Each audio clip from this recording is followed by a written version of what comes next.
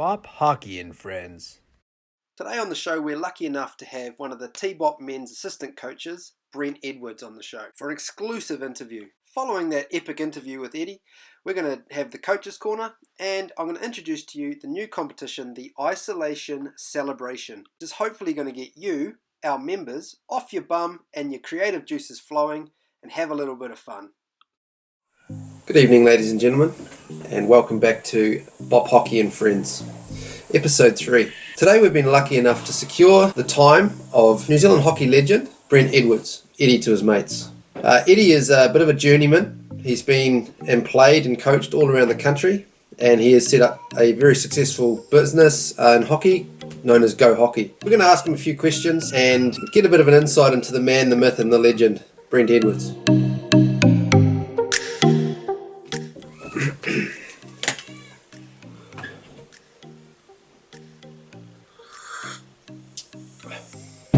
So, Eddie, who are your fiercest opponents and why? So, fiercest, toughest opponents. I guess in my later days playing, in his early days, Bevan Hurry was a really fierce competitor in terms of his application on the field. He just went really hard out, which gave him a bit of a fierce edge and a tough edge. But as for really fierce and really tough, I would say the two guys that stand out for me would be Richie Redfern and Brett Lever, both who quite enjoyed the tough side of hockey. Not that there was much of a tough side of hockey, but these guys certainly brought a tough element to it. I was fortunate enough to play with both in 2000 for North Harbour, and that was a great experience. Having guys like that in your team, it just gave you a huge amount of confidence and even made me feel tough, which is unusual. But those two guys for me stand out as being the toughest, fiercest competitors on a hockey field. One example of Richie's toughness, for some bizarre reason in a club game, he was playing for Ariel and I was playing for TAC-Puna. And I had an opportunity to put a shot on him. I'm not sure why I even thought it was a good idea, because I, of course, knew how tough Richie was. I'd experienced it a few years earlier when he punched me in the face by mistake at a Simon Towns party, actually. Yeah, he was running down the left-hand sideline. I was coming across and saw an opportunity to put a shot on him. He not only managed to avoid my shot, but also managed to throw me into the fence at the same time and then carry on, which takes some doing actually. But the irony being that that was played on the old number 5 sand turf at North Harbour, and of course the fence in those days was a big tall green wooden fence, so it actually hurt to be thrown into that fence. So I learned to listen, not to try and put a shot on Richie. Yeah, just play the game properly. So, but yeah, Richie Redfern and Brett Lever would probably be the toughest, fiercest guys I've played against, with someone like Bev Hurry being a really fierce competitor as well. Thanks for that, Eddie. Now, looking back, what are your fondest playing memories? Playing highlights. Quite lucky, actually. There's probably been a few playing highlights. There's lots of lowlights as well, but I'm not going to count rank and cup, because everyone will think that I'll say that, but so I won't. Probably the first one that stands out is the TAC-Puna Hockey Club winning its first North Harbour Club Premiership in 1997. It took us some time to become the club that we are now. Back in the day, we were the easy beats and really struggled. But in 1997, we played ABC in the club final, and just an amazing game, 4-4 late in the game. Brett Hood steps up, scores 2 goals in the last 5 minutes, and we win the game 6-4. And that was after being 2-0 down after about 5 minutes. And the great man, Shane McLeod, I'll never forget. I have nothing but respect for the man, he's a legend. But I do remember when they were 2-0 up, he was running back to halfway saying, "That's 2 ABC." Yeah, so it felt pretty good to win that game. And it was really the turning point for TAC-Puna Hockey Club. We just went from strength to strength after that. And the club's, certainly on the men's side, I'm referring to, but we just, it's now a really strong club. And I think it really started from then in 1997. The obvious one would be the 2000 National League final. I was privileged to be part of that team as a player. The first National League title that North Harbour won. Was a great team, awesome bunch of guys, well coached by Bill Webb, and young guys coming in like Dave Kassouf and Andrew Kay and stuff, and a real good bunch of old heads. Amazing to be part of that. I'll never forget it. And then a couple of interesting ones, I suppose, more in recent years. I was fortunate to go and spend a couple of years down in Marlborough, and winning national tournament with the Marlborough men as player coach was really enjoyable, especially the the Sunday session that followed at the Royal Hotel in Marlborough. And then a few years ago, I was privileged enough to play in the New Zealand 40s Masters team against Australia in the Trans-Tasman at North Harbour. Chile won that series, which I don't think happens very often for the New Zealand 40s team. We had a great team, awesome bunch of guys, and won the first 2 games and then over-celebrated on the Thursday night and was still battling a bit in the last game, so we dropped that unfortunately, but still won the series. So I really enjoyed that, and I'd like to do that again sometime if the body permits. Right, moving into your coaching career now, Eddie. What are your most satisfying moments as a coach?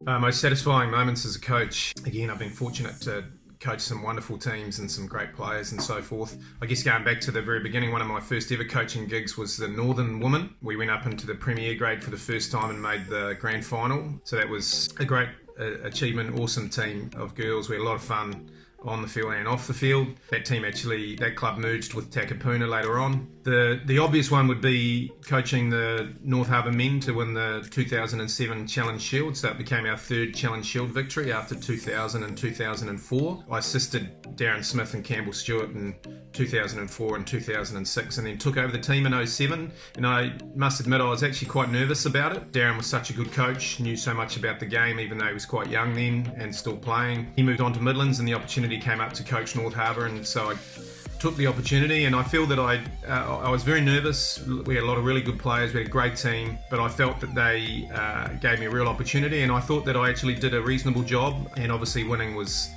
fantastic. I'll never forget those last few moments with Bryce Collins hitting a straight hit penalty corner to win us the final, and once again we celebrated as you should celebrate when you win a National League. So that went on for I think about 9 days. Kind of satisfaction in coaching has changed a bit over the years, and especially now that I've got a young fella playing the game. He plays hockey at Pillins Point down here in Tauranga, and I kind of the satisfaction is measured in different ways now, and I think it stems back to my time at Marlborough Hockey, where one of the highlights of my job down there was running fun sticks on a Saturday morning, and I just really enjoyed it, just mucking around with 4, 5, 6 year olds and playing little games and doing skills and so forth, and I just got a huge amount of satisfaction out of doing that. The satisfaction more comes now from other, not just winning. Winning's great, and obviously we've got a good little team that's going well, but it's more about, do the players all play again next year? Are the numbers growing? Are the kids getting better? Are the parents happy? All those sorts of things. So the satisfaction that I get now is just as good as winning a National League back in 07. It just comes in a different way, and I measure myself now success-wise as a coach, especially with the kids, in regards mainly to whether they're playing again and the numbers are going up and everybody's happy. Yeah, so I'm pretty fortunate. There's been some great highlights and hopefully more to come. Sorry about that. Finally, we understand you do a heap of work for the hockey community, looking after players with sponsorships, looking after school hockey teams, representative teams, making sure they've got all the gear they need to get their seasons underway. Now it's a little bit of a chance to find out what we can do to help Go Hockey in these tough times. Hey, look, thanks very much for the opportunity. Just to quickly mention the Go Hockey side of things, I just wanted to say thank you to all the people that have reached out to us in the last couple of weeks just to send us their wishes and ask if they can help and support the business in any way, especially our partner associations, lots of our sponsored players, just friends and so forth who have got in touch to see if there's anything they can do. It's obviously tough times, but like a lot of people, it's come at the worst time for us, being at the start of the season. At least we know we've got the stock, and so once we get some confirmed dates and so forth, I guess the best thing people could do for us is just to continue to support Go Hockey.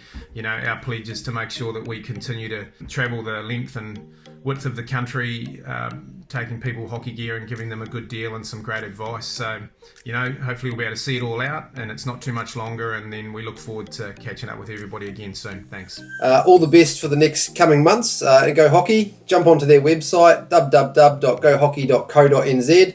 Spy up the deals that you want for the season once we get underway, and we'll see you out on the turf soon.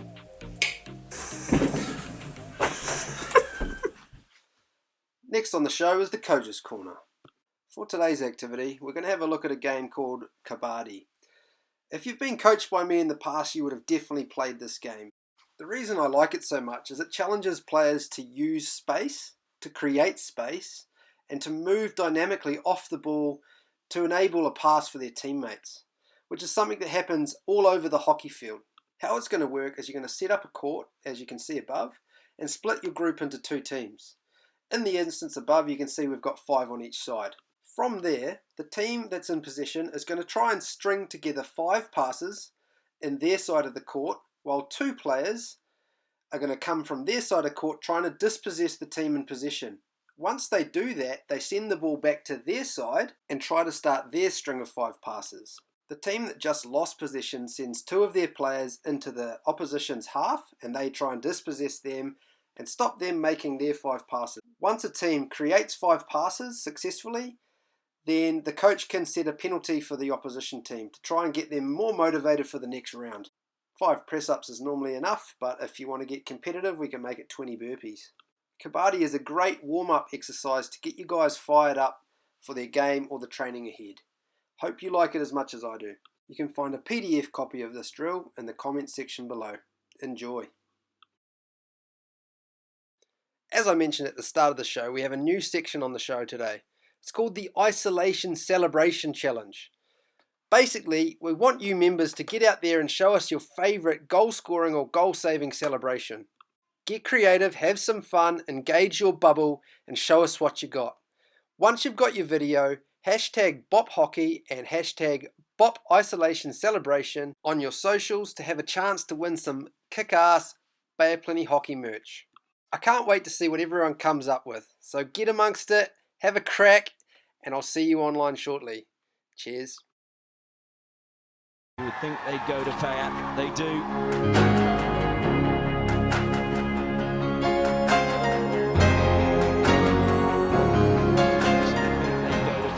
They do.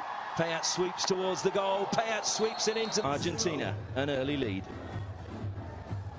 But it was a deflection from the rusher from Raghunath's body. I think it was a body or his